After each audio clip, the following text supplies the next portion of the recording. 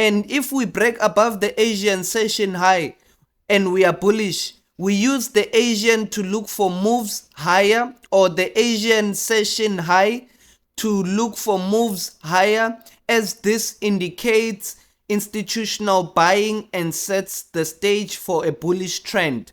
We also look for a confirmation through bullish price action patterns and the presence of buy-side liquidity.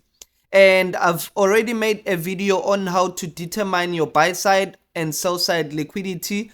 But to actually talk a little bit about this, if you are bullish in the current day that you are in, right, you want to look at your previous day's high as your liquidity, your previous month high, your previous week's high, your previous session's high. So if you see a 3-day New York PM session high still open, that is something you wanna fetch as your buy side liquidity.